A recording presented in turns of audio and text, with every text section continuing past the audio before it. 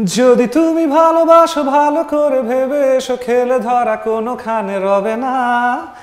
আমি ছুঁয়ে দিলে পরে অকালেই যাবে ঝরে, গলে যাবে যে বরফ গলে না। আমি গলা বেঁচে খাবো কানের আশেপাশে রব, ঠোঁটে ঠোঁটে রেখে কথা হবে না।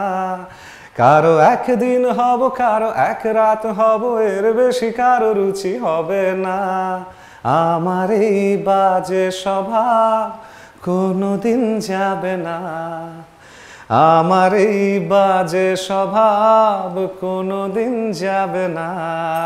আপনার বাজে স্বভাবটা আসলে কবে যাবে আমরা সত্যিকার অর্থেই জানতে চাই, আদৌ যাবে কিনা?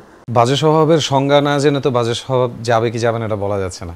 আসলে বাজে স্বভাব বলতে আমি যেগুলোকে বুঝাই সেগুলো আমার কাছে বাজে না, সামাজিকভাবে মাঝে মাঝে অন্যান্য কিছুভাবে হয়তো কারো কারো কাছে বাজে লাগতে পারে, কিন্তু আমার বাজে স্বভাবগুলো আসলে আমার কাছে বাজে স্বভাব না, এটা আমি শুধু একটা নাম দিয়েছি এবং এগুলো কোনো দিন যাবে না।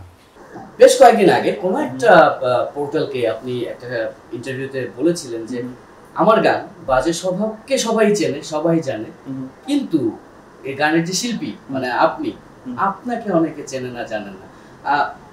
আপনি কি আন্ডাররেটেড শিল্পী হয়ে আছেন বাংলাদেশে? না না না, আন্ডার রেটেড আমি কখনো বলবো না। What is rating actually? আজকে আমার জায়গাটা হয়ে দাঁড়িয়েছে আসলে ধীরে ধীরে যেখানে আমি আসতে চেয়েছিলাম খুব ছোটোবেলা থেকে, দ্য প্লেব্যাক থিং। দেখা যায় যে মানুষ বেশিরভাগ সময় গানগুলোকে রেকগনাইজ করছে, রূপকথার জগতে গানটা শুনে ও এটা আপনি গেয়েছিলেন। তো এই প্রতিক্রিয়া পেতে পেতে আমি বুঝলাম যে না, আমার গান জনপ্রিয়, আমি এখনও জনপ্রিয় হতে পারিনি। যেদিন আমি জনপ্রিয় হব সেদিন আমার গানের সমালোচনাও হবে যে ভাই আপনার এই গানটা ভালো লাগেনি, তার মানে আমি জনপ্রিয় বলে সে আমার গানটা আগে শুনেছে। এই জায়গাটাতে আসতে চাই আসলে, যে শুনে বলুক, 1 লাখ লোক শুনে বলুক যে ভাই ভাল লাগে না, খারাপ হয়েছে, এতটুকু অন্তত চাই। তুফান বাংলাদেশে সর্বশেষ হাইপ ক্রিয়েট করা যদি মুভি বলি বা সুপার ডুপার হিট মুভি যদি বলি তুফান, এরপরে আর এখন পর্যন্ত কিছু আমরা পাই। সেই তুফানে আপনি গান গেয়েছেন এবং এই শুরুটা নিয়ে আপনি অনেক জায়গায় বলেছেন কিভাবে শুরু হলো।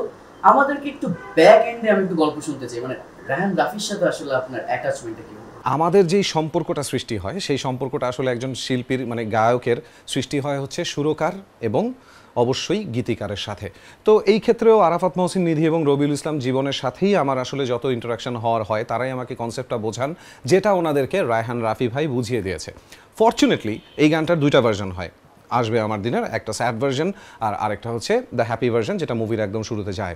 তো when I went to the studio, যেখানে আমি স্যাড ভার্সনের ভয়েসটা দিব নিধি ভাইয়ের ওখানে, সেদিন ফরচুনেটলি কোনো একটা কাজে রাফি ভাই এসেছিলেন। তো রাফি ভাইয়ের সাথে আমার তখন প্রথম দেখা হয়, যদিও কিনা আমি এর আগেও রাফি ভাইয়ের সুরঙ্গ মুভিতে গা ছুঁয়ে বলো গানে মানে স্যাড ভার্সনটাতে আমিই কণ্ঠ দিয়েছি এবং ওটাও রাফি ভাইয়ের সিলেকশন ছিল যে হ্যাঁ রেহানের কণ্ঠে ভালো লেগেছে, আমরা এটা দেবো।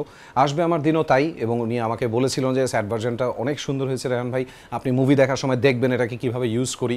That's all the attachment. Rafi ভাইয়ের সাথে আমার কিছুক্ষণ কথা হয়, I felt really lucky. Viral view এই বিষয়গুলি তো আমাদের মজ্জাগত হয়ে গেছে এখন, কারণ যে কোনো কিছুতেই আমরা ভাইরাল ভিউ হওয়ার জন্য ট্রাই করি।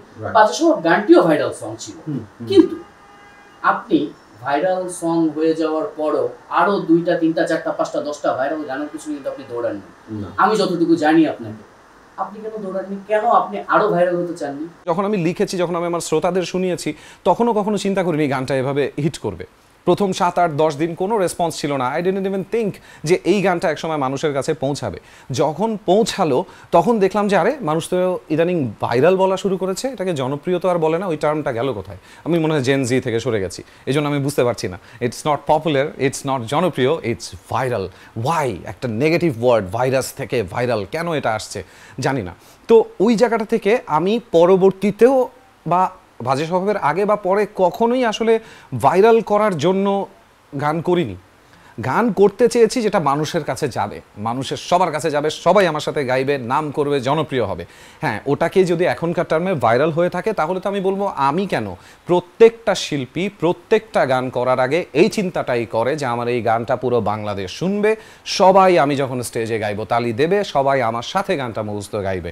সো প্রত্যেকটা শিল্পী প্রতিনিয়ত চেষ্টা করে যাচ্ছে এমন কিছু সৃষ্টি করার যেটা মানুষের মধ্যে যাবে। সেটাকে আপনি জনপ্রিয় বলেন, ভাইরাল বলেন, সুন্দর বলেন, ফালতু বলেন, কোনো না কোনোভাবে মানুষের কাছে পৌঁছায়।